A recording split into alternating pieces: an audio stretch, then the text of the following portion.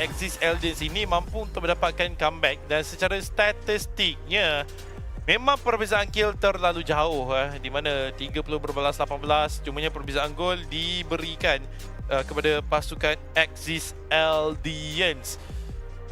Kita tengok daripada sudut item Yaf, kenapa sakit sangat damage beliau ni? Dia buat item apa ni? Item hybrid build, adanya defense, adanya attack dengan menyiapkan Thunderbell, Athena Shield, Immortality diikuti dengan Endless Battle. Kemudian apakah item serangan beliau?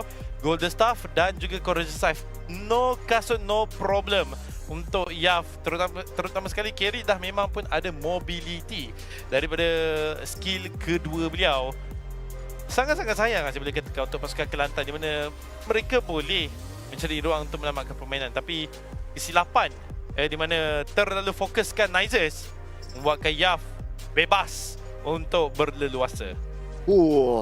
Benar tu. Yaf, kalau kita tengok balikkan line up, mereka sebelah Kelantan banyak yang boleh front line, banyak yang boleh counter engage, tetapi betul lah tidak cukup mobility sebenarnya untuk pergi ke belakang. Jadi dekat belakang tu memang free hit lah. Memang terlalu free hit. Nak cakap mobility pun memanglah ada daripada Born yang boleh menggunakan skill dua beliau. Kemudian kita call balik dengan Yoyo tanpa henti. Kemudian datang pula Hardgun untuk menyertai Cici ini. Tapi itu semua tak cukup sebenarnya ya. Tak cukup. Dan damage dealt pastinya diberikan kepada Zawel. Dengan penggunaan Lilia 194,000 damage yang dikeluarkan secara keseluruhan untuk Zawel ini. Memandangkan beliau menggunakan Lilia dan Lilia pula setiap skill setnya dia nak kena letak satu. Bukan senang nak guna Lilia ini, tapi itulah yang dapat dilakukan oleh Zawel. Ini juga antara damage taken yang tertinggi. Wah, lihat bagaimana Bond dan juga Akhir, kedua-dua pemain ini mempunyai jumlah sebanyak 300,000 damage taken dengan teamfight participation daripada Bond 80%, daripada Akhir sebanyak 60%. Tapi memang nampaklah yang Bond memang mengeluarkan damage yang banyak dan sentiasa berada di hadapan untuk menghalau pihak lawan bila ada peluang. Akhir tak perlu nak cakap lah, memang dia heavy spin, memang dia lah yang jadi tank. Jadi kedua-dua ni memang kita nampak sentiasa di hadapan. Selain daripada itu, saya boleh kata yang mungkin Cytus yang menerima damage yang boleh dikatakan agak banyak juga. Sedikit kejutan, tapi mungkin itu juga disebabkan dia dijatuhkan beberapa kali jugalah. Ya, sememangnya untuk pasukan Kelantan, kalau kita tengok jugalah daripada sudut damage to tower lah ya, paling besar daripada Cytus. Sebab Cytus banyak buat split push kalau kita perasan daripada awal kan. Betul. Dia split. Itu cara Cytus bermain Claude. Tapi lawan beliau iaitu Yaf yang menggunakan carry, walaupun damage-nya hanyalah 9,000 sahaja. Tapi 9,000 tu ialah semuanya turret-turret yang berlainan, tapi selebihnya daripada lot lah. Jadi inilah dia total heal. Actually tak adalah nak kata memeranjatkan, sebab memang Angela lah yang paling tinggi sekali jumlah healer sebanyak 163,000. So yang lain-lain ni saya boleh katakan dapat efek daripada item sebenarnya, daripada War Axe dan juga Bloodlust Axe. Dua item ni saja. Untuk Yaf mungkin dapat daripada segi Brave Smite beliau. Kalau tak silap saya, untuk Yaf membawa Brave Smite kerana itu adalah carry yang terkini, lebih kepada skill daripada basic attack. Untuk Cici juga dengan 122,000, not bad kerana beliau menggunakan efek War Axe sini. Sebaiknya mendapatkan stacking yang mencukupi untuk mendapatkan lebih banyak spell vamp dan juga lifesteal. Kita juga akan tengokkan key player untuk permainan kali ini. Ya, di mana Cytus sememangnya mendapatkan gold per minute yang lebih banyak lah, disebabkan dia adalah Claude dan Claude farming pun agak laju. Dan biasanya kadang-kadang Claude bila dia dapat level 4, dia dah ada Blazing Duet, dia akan gunakan Nuclear Minion Wave. Jadi dia boleh masuk ke dalam jungle dengan lebih cepat untuk farm, lepas kembali kepada lane. Jadi daripada situ menjimatkan masa daripada segi gold per minute-nya, dan itu yang dilakukan oleh Cytus tadi. Ake memang tak boleh disangka lagi, memang menerima damage yang sangat banyak selaku satu tank. Inilah dia MVP kita diberikan kepada Zowel yang menggunakan Lilia dengan KD 5-3-11 dengan kill participation sebanyak 89% untuk item build beliau. Kalau mana nak tengok kenapa damage Zowel kuat sangat ni, inilah itemnya ya.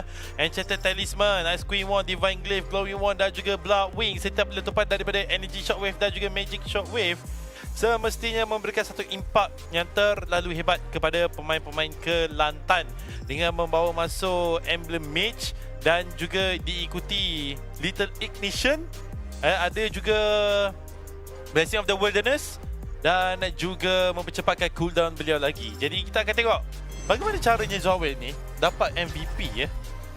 Ya, dan inilah dia highlight yang dibawakan oleh Hotlink, di mana daripada awal permainan lihat banyak kill didapati oleh Kelantan, sedangkan Axis Eldians 1 kill pun belum dapat, sehinggalah kill yang kelima barulah kita dapat Axis Eldians dapat sesuatu. Dari segi gol, sebenarnya perbezaan gol pada awal sangat-sangatlah besar, sampailah ke 2000, ada ketika tu 3000 dan 4000 juga. Tetapi itulah dia, semuanya yang ni bergantung kepada bila late game, sebagaimana yang dikatakan oleh Cross, late game Axis Eldians memang ada peluang untuk comeback. Yep, memang ada peluang untuk comeback. Macam semua pernah dengar sebelum ini, MLBB ni permainan siapa-siapa sahaja. Kita sendiri pun tak tahu apa yang akan terjadi di dalam Land of Dawn ketika mana sekarang ini, nampak sungguh-sungguh berkesan apa yang dilakukan oleh pasukan Kelantan. Tapi apa daya, untuk Axis Eldians mereka lebih gemar ataupun mereka lebih bijak untuk merebut peluang yang mereka nampak dibandingkan dengan Kelantan, kerana setiap peluang yang diambil oleh Axis Eldians ini membolehkan mereka terus sahaja mencari ruang untuk dapatkan kemenangan dan juga menutupkan permainan ini. Ya, dan di hujung-hujung ni lah kemungkinan saya boleh katakan yang heavy spin tu lah. Yang tu lah penentu pusingan kali ni. Heavy spin tetapi tak cukup damage untuk mendapatkan Zowel, dan dia berjaya tu Black Shoes kembali. Banyak skill dah pun digunakan ke atas dia pada waktu tu, dia dah serap banyak, dan counternya adalah Peak Ratem yang telah pun dibuat oleh jago-jago kita. Ya, lihat Yamcha, kenapa sakit sangat Yamcha ni ya. War Axe dengan Hunter Strike tu masih lagi tak berubah. Cumanya yang ditambah adalah si Halberd dan juga Berserker, bukan Berserker Fury, Brute Force Breastplate untuk menambahkan lagi kekerasan yang ada pada dirinya. Tapi yang paling penting dekat sini, Zowel yang menggunakan Vexana. Ini kali pertama saya dapat saksikan Vexana dengan cukup bergaya, cukup berjaya dengan KD 308. Gol yang diperolehi juga 9,200 dengan item beliau berikan fokus 100% pada item damage. Enchanted Talisman, adanya juga Holy Crystal, Divine Glyph dan bukan Divine Glyph, Glowing Wand diikuti dengan Genius Wand. Tak dinafikan setiap lemparan skill daripada Zowel semuanya menyakitkan hati sekali. Walaupun Min yang menggunakan Faramis pun bila buka Curl Altar beliau hilang dalam sekelip mata. Belum campur lagi dengan Yaf punya penggunaan Blazing Duet, di mana beliau melakukan item yang lebih kurang semua yang Cloud buat, the Trinity item, ditambah lagi dengan Malefic Roar dan juga Wind of Nature untuk sustain damage daripada Cytus. Kalau kita tengok damage output yang dikeluarkan, lihat bagaimana Axis Eldians secara purata mereka adalah 40,000 damage. Kecuali Nizer je lah, kerana beliau menggunakan Minotaur. Kalau dia pun 40,000 juga sama-sama, saya tak tahulah damage tu datang dari mana, pertama sekali. Yang kedua, apa yang dia buat lah. Tetapi apapun, ini boleh dikatakan agak seimbang lah. Sebagai seorang roamer tank, memang damage output memang banyak macam tu. Sama juga sebenarnya untuk sebelah Kelantan. Kalau kita tengok Grok mereka pun tak banyak damage. Tapi cerita tentang Grok mereka lah kan. Bila saya ingat balik, seingat saya ada satu wall charge yang betul-betul nampak dengan jelas, dan wall charge itu digunakan untuk larikan diri. Tetapi tak ada peluang sebenarnya untuk Kim set up dengan wall charge. Kalau ada pun hanya digunakan dalam team fight biasa je, bukan dalam sebagai satu setup dan mereka yang mulakan fight. Ya, memang digunakan hanya untuk counter engage, untuk wall charge daripada Kim pada game kali ini sebab beliau tidak langsung diberi peluang untuk zone dengan lebih jauh lagi ke bahagian depan. Itu yang menyebabkan untuk pasukan daripada Kelantan ni mereka terpaksa duduk dekat mana mereka boleh duduk di kawasan base mereka sendiri dan main di sekitar kawasan itu saja. Kita tengok juga damage taken. Damage taken yang paling tinggi dekat sini diberikan kepada Born yang menggunakan Xbox. Saya rasa setiap kali Yamcha keluarkan damage, semuanya diberikan kepada Born sahaja. Memang tak dinafikanlah Born kena tadah semua damage yang paling banyak sekali. Tapi akhir juga menggunakan Fredrin. Apa kurang hebatnya dengan 105,000 damage. Cumanya untuk Kim dekat sini sebagai seorang Roma agak hairan lah kenapa beliau jarang-jarang sekali dapat damage taken tertinggi sedangkan beliau bermain sebagai tank, bukan hero support seperti Matilda ke Angela ke. Faham lah kalau kenapa damage taken tu kurang. Ini menandakan bahawa Kim sememangnya tidak selalu berada di bahagian depan untuk zoning out bagi rakan-rakannya sendiri. Tapi kita akan tengok juga tower damage. Nasib baiklah Citus ada sikit turret damage kat situ, 2,400. Tapi selebihnya semua memang kosong. Dan untuk pasukan Axis Alliance seperti mana Sir Club pernah katakan sebelum ini, adanya split push sedikit daripada Yamcha, Super Mist pun saya rasa dia adalah pijak-pijak turret sikit. Kemudian Zoawell 6,000 damage kepada turret. Saya rasa kebanyakannya daripada Lord milik beliau, iaitu Eternal Guard tu.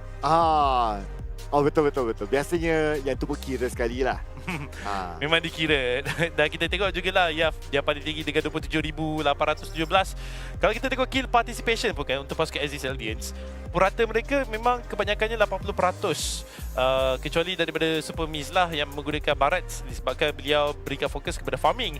Dan total heal dekat sini memang tak bukan Nizers lah yang menggunakan Minotaur dengan penggunaan Motivation Roar bersama-sama dengan Flask of the Oasis untuk menambahkan lagi jumlah heal yang ada untuk dirinya dan juga rakan-rakannya. Selebihnya itu efek daripada item untuk Super Miz, War Axe, untuk Yamcha juga War Axe, Yaf kebanyakannya daripada Demon Hunter Sword.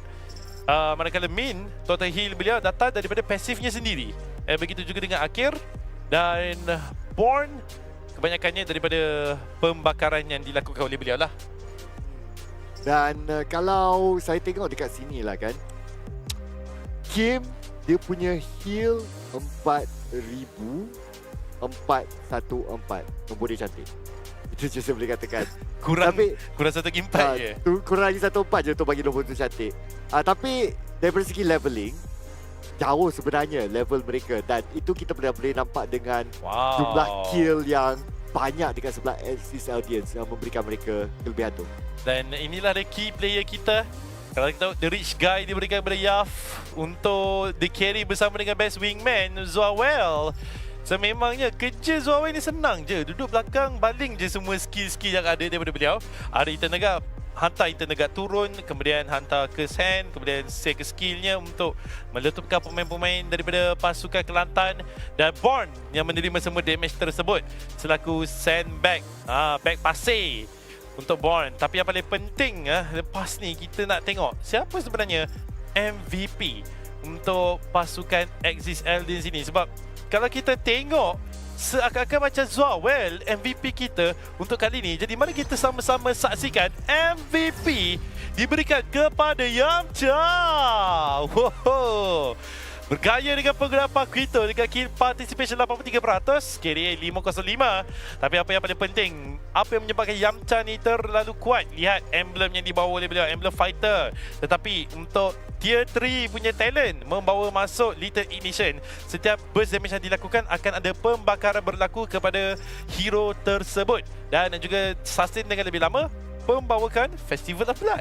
Tapi itulah dia, secara kualitatifnya Yamcha ni split push boleh buat sikit-sikit. Lepas tu poking-poking boleh buat sikit-sikit.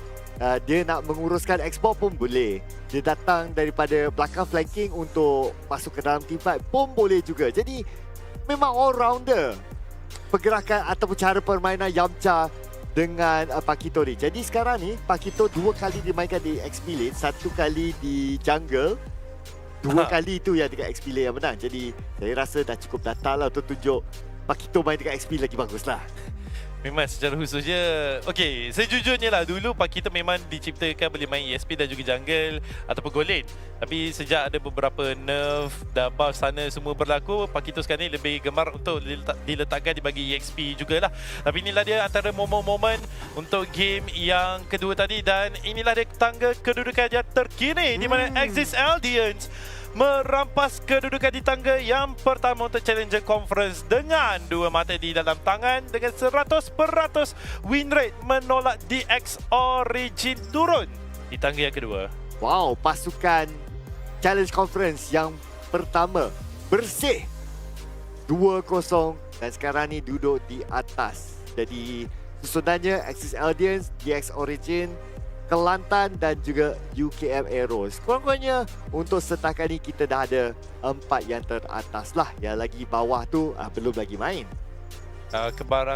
Lepas ni akan ada satu daripada Challenger Conference akan bermain. Benar. Dan juga tak silap saya satu lagi daripada Affiliate Conference. Itu akan menandakan di manakah kedudukan 5 pasukan daripada Challenger Conference akan diletakkan di antara satu sama lain untuk hari yang pertama ini. Tapi seperti mana yang anda dapat saksikan, inilah di Challenger Conference untuk kedudukan tangga. Axis Eldians mengambil di tempat yang pertama dan juga untuk Affiliate Conference masih lagi Homeboy Syndicate dapatkan kemenangan bersih 2-0 dengan match win rate 100% dan juga JP Niners di tangga yang kedua dengan 1 mata. Untuk Saki Baki lagi ini, mereka kebanyakannya akan bermain di hari-hari berikutnya. Jadi stay tune untuk saksikan MLMY musim yang pertama ini. Ya, terlebih belum lagi habis untuk pasukan daripada Affiliate Conference kerana lepas ni kita akan ada Team Hak Rookies yang akan bermain